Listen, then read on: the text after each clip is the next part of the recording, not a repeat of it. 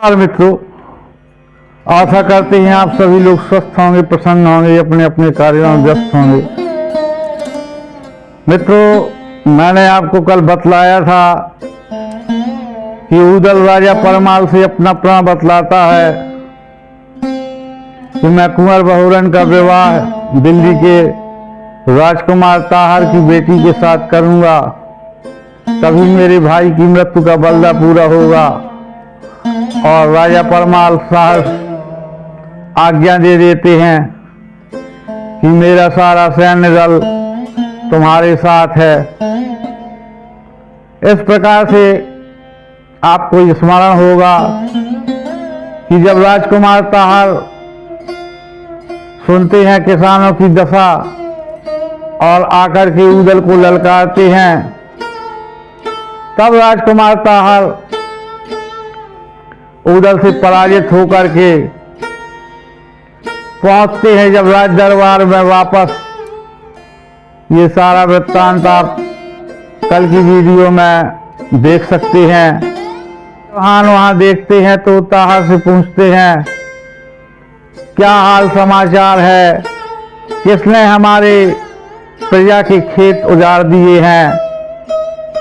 तब ताहर कहता है, नाराज हो, महोबा की सेना लेकर के आला ऊदल ने चढ़ाई की है, साथ में लाखन राणा है और मैं ऊदल से पराजित होकर के यहाँ पर आया हूँ। इतना सुनते ही पृथ्वीराज क्रोध से आग बबूला हो जाते हैं। कहते हैं, तुमने सूरों का नाम लजा दिया, धिक्कार है तुमको। इसी बलबूते पर तुम वहां गए थे। तब ताहर कुछ नहीं कह पाते, सर नीचा कर लेते हैं और पृथ्वीराज ने तत्काल अपनी सेना को तैयार किया और चल दिए युद्ध स्थल की ओर। और जब पृथ्वीराज को आते देखते हैं तो लाखन राणा अपनी हथनी सजाते हैं और पहुंच जाते हैं पृथ्वीराज के सामने। तब पृथ्वीराज कहते हैं कि लाखन राणा, तुम इन गुलामों का साथ छोड़ दो और तुम इतने बड़े तलवारिया कब से बन गए, यानी इतने बड़े वीर कब से हो गए जो तुम आज पृथ्वीराज पर तलवार लेकर के चढ़ाए हो। वो दिन भूल गए जब मैंने तुम्हारी बुआ संयुक्ता का डोला लिया था। वो दिन भूल गए जब हिरसिंह बिरसिंह तुमको एक कौड़ी भी नहीं दिया करते थे। तब लाखन राणा जलकर कहते हैं कि जो बांदी के डोला तुम ले गए थे वो मुझको याद नहीं, क्योंकि उस समय मैं बहुत छोटा था। और हिरसिंह बिरसिंह जो पैसा नहीं देते थे, जैसे ही मैं बालिग हुआ मैंने उनसे लड़कर पैसा ले लिया और एक छदाम बाकी नहीं है मेरी गाजर पर। अब मैंने सारा कर्ज चुकता करवा लिया है, लेकिन तुम जरूर उस नदी बेतवा का युद्ध स्थल भूल चुके हो। तब पृथ्वीराज जब ऐसी खरी खोटी सुनते हैं तो उनका क्रोध बहुत ज्यादा बढ़ जाता है और वो सीधे लाल कमान अपने हाथ में ले लेते हैं।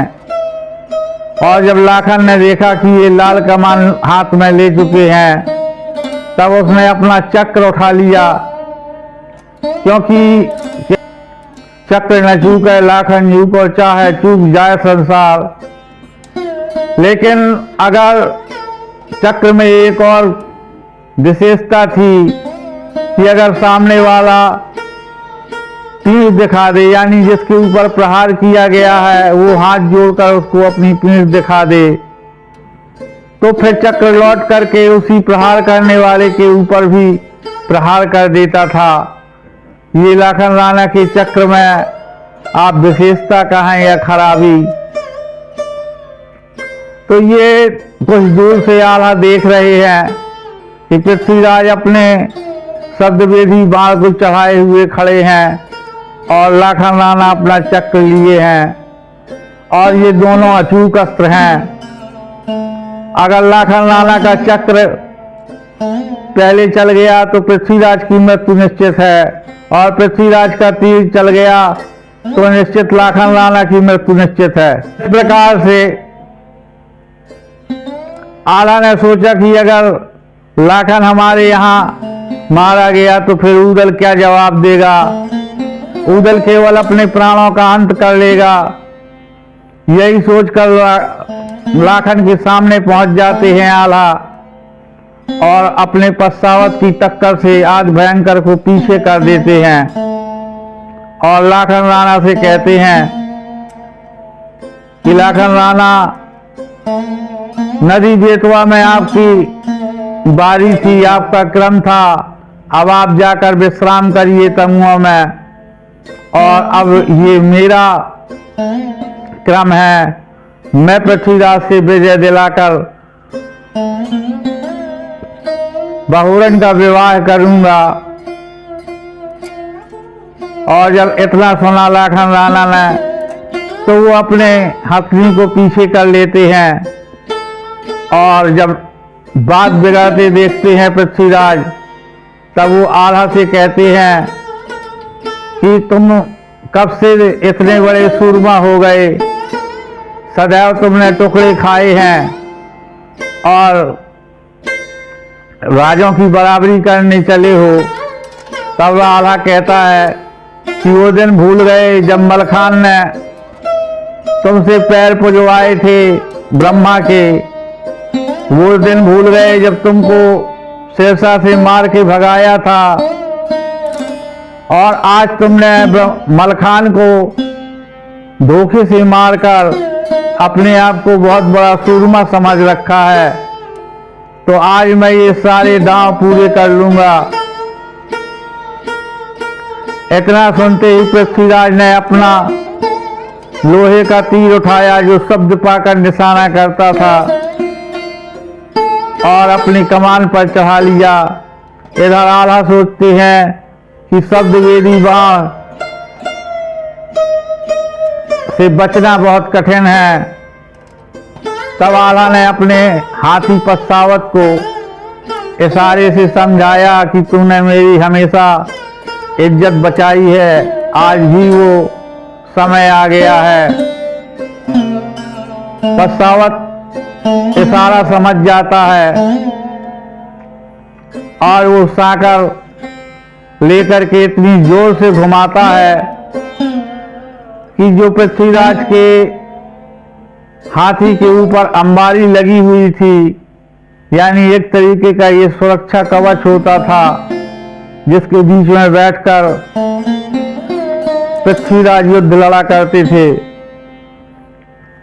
तो अंबारी को साकर में लपेटकर उसने इतनी जोर से झटका दिया कि आदि भयंकर की पीठ से नीचे आ गई वो अंबारी और पृथ्वीराज चौहान के हाथ से तीर कमान छूट गए। उसी क्षण आला ने झपट कर पृथ्वीराज को बंदी बना लिया। इस तरीके से जब पृथ्वीराज बंधन में आ गए तब उन्होंने आला को बहुत मान मनौवल के बाद मना पाया।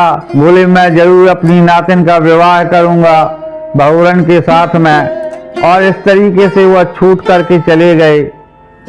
तब ऊदल ने कहा कि भैया आपने ये गलत किया है, ये बहुत धोखेबाज राजा है, आज आपसे वादा कर गया है कल मुकर जाएगा। तब आला कहते हैं अगर मुकर जाएगा तो जिसको एक बार हमने बंदी बनाया है उसको 1000 बार बना सकते हैं, तो फिर हम दोबारा युद्ध करके इसको जीतेंगे। और इतना सुनकर ऊदल चुप हो जाता है। ताला सैयद को बुलाते हैं। तब ताला सैयद कहते हैं कि वो यहाँ से गए हुए उन्हें 1 हफ्ता हो गया, आज तक में उन्होंने कोई खबर नहीं दी है, और ऐसा नहीं होता है जैसे अपने वचन की याद होती है वो तो शीघ्रता पूर्वक ही सारे काम निपटाता है। इसलिए पृथ्वीराज के वचन आप मिथ्या समझें, लेकिन फिर भी आप अपन वारी भेज दें। तो इस कार्य के लिए रूपन को बुलाया जाता है, लेकिन रूपन साफ इनकार करता है कि मेरे ही प्राण अधिक नहीं है, आप लोग किसी भी बारी को भेज दें।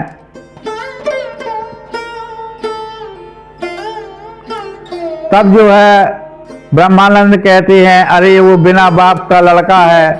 और रूपन तुम्हें इनकार करते हुए भी लज्जा नहीं आ रही है। इतनी बात सुनते ही रूपन कहता है, अगर आपकी ऐसी आज्ञा है तो मैं जरूर जाऊंगा, लेकिन अपना घोड़ा हरनागर मुझको दे दो और ऊदल वाले ढाल तलवार दे दो। इस तरीके से रूपन की मांग पूरी की जाती है। रूपनवारी पहुंचते हैं दिल्ली के प्रवेश द्वार में। वहां पर जाकर के दरबान से कहते हैं कि जाकर पृथ्वीराज से बतला दो कि रूपन ऐपनवारी लेकर आया है। और जब वहां जाते हैं दरबान, तब पृथ्वीराज कहता है, कैसी ऐपनवारी, हमने किसका विवाह किया है, हमको किसी का विवाह नहीं करना है। और उससे कह दो कि जैसे महोबा से आए थे वैसे ही लौट जाओ।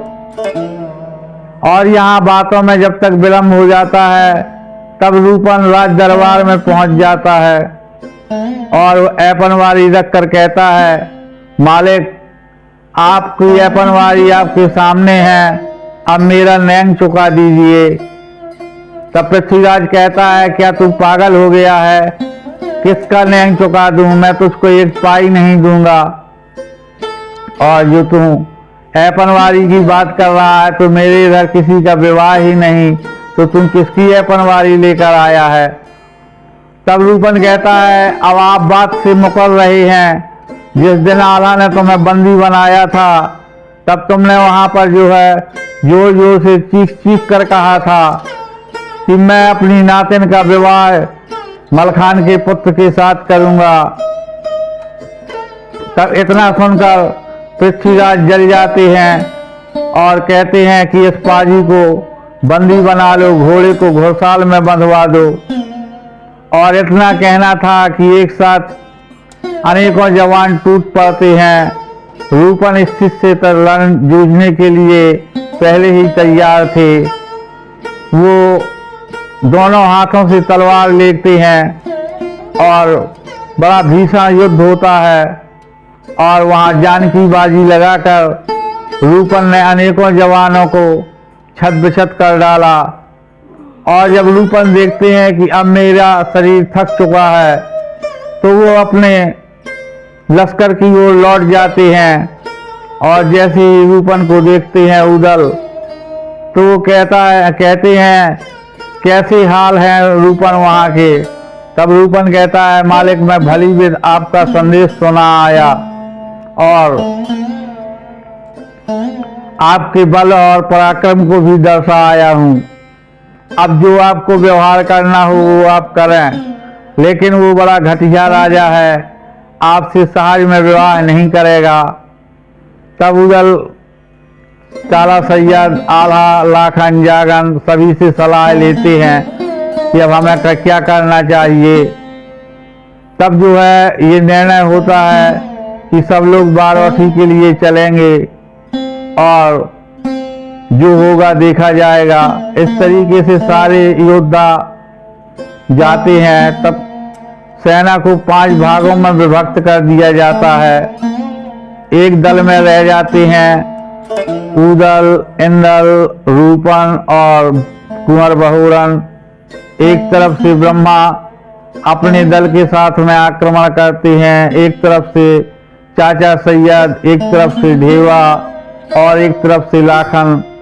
इस तरीके से दिल्ली पर चौतरफा आक्रमण होता है और ये प्रवेश द्वार से आगे बढ़कर राज दरबार में जाते हैं।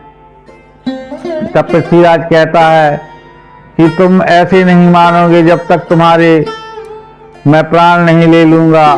तब उदल कहता है कि मैं आपका हमेशा अदम मानता आया हूँ, आज भी मानता हूँ, इसलिए अगर आप अपना ये अदब नहीं मिटाना चाहते हैं तो अपनी नातिन का विवाह कर दें। हमारा आपका अभी भी कुछ नहीं बिगड़ा है। तो इतनी बात सुनकर पृथ्वीराज कहता है इन पाजियों को बंदी बना लो और सबको मृत्यु के घाट उतार दो। और इतना सुनना था कि जो वहां सूर सरदार राज दरबार में थे सभी आकर के आक्रमण कर देते हैं। और इधर चमोर से धावा महोबा की सेना कर ही चुकी है, यानी कि पूरी दिल्ली में युद्ध का माहौल हो जाता है। एक भीषण युद्ध होने लगता है जहां कोई अपना पराया नहीं देखता है, बस सबको मार ही मार सुहा रही है। हड्डी रक्त और मांस के ढेर लग चुके हैं और इतना ज्यादा युद्ध में जो है नरसंहार हुआ कि वो फाटक से रक्त की धारा बह निकलती है। और इधर उदल लाखन से कहता है कि जो है किसी भी प्रकार से हो हमें बहुरंग की भावना डलवाना है, नहीं तो बात बिगड़ जाएगी। तब लाखन कहते हैं मैं और तुम बीच गोल में रहेंगे, चौतरफा से ये सभी लोग रहेंगे और बहुरन रूपन और इंदल को महल के अंदर भेज दो अपने चुने हुए साथियों के साथ में। और ताला सैयद महल के प्रवेश द्वार पर रहेंगे, उनका काम है सबको रोकना। इस तरीके से योजना बनाकर महल के भीतर ले जाते हैं राजकुमार बहुरन को। वहां ताहर की बेटी वीरमती से जबरन भावें डालते हैं और इधर समर सजा हुआ है। सारे योद्धा युद्ध के लिए प्रवृत्त हैं। कायर अपने प्राण बचाने के लिए इधर उधर भागते फिर रहे हैं। कोई कोई संत सन्यासी बन जाते हैं कि हमें न मारो, हम तो केवल यहाँ मांगने आए थे। और जो योद्धा इतनी देर से युद्ध करके क्रोध से भरे हुए हैं तो वो ऐसे लोगों के ऊपर भी तलवार का एक वार करते हैं और उनका प्राण होता जाता है। इस तरीके से होते होते बहुत भीषण युद्ध हो रहा है। तभी ताहर आता है उदल के सामने, कहता है टुकड़े खोर तू ऐसे नहीं मानेगा, अब तू मुझसे मुकाबला कर। और इनका बड़ा विकट युद्ध होता है। उस धांधु चौड़ा सारे बीज लड़ रहे हैं और धीरे धीरे करके महोबा की सेनाएं चौतरफा से पूरी दिल्ली को कवर करते हुए महोबा के सैनिक चारों तरफ से अपनी मोर्चों को समेटते हुए केंद्र बिंदु पर आ जाते हैं। वहां पर पृथ्वीराज की सेना भागने लगती है। इस प्रकार से पृथ्वीराज आदि को बंदी बना लेते हैं मिलजुल कर।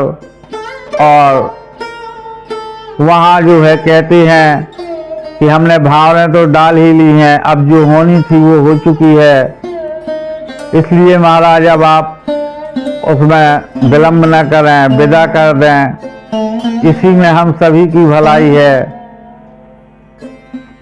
तब पृथ्वीराज कहते हैं मैं ऐसे तो विदा नहीं कर दूंगा, और अभी हमारे खानदान में एक रिवाज है कि हम गौना देते हैं। तब उदल कहता है कि अगर आपको युद्ध ही प्रिय है तो मैं तत्पर हूं, लेकिन गौना देने का अब समय नहीं है और हम बनाफर हैं। हमने एक बार जो निश्चय कर लिया तो कर लिया। और जब इस प्रकार से वो देखता है कि उदल जिद पर कायम है, तब पृथ्वीराज वीरमती की विदा करवा देते हैं और यहाँ से ये सभी लोग सानंद अपने नगर को लौटते हैं।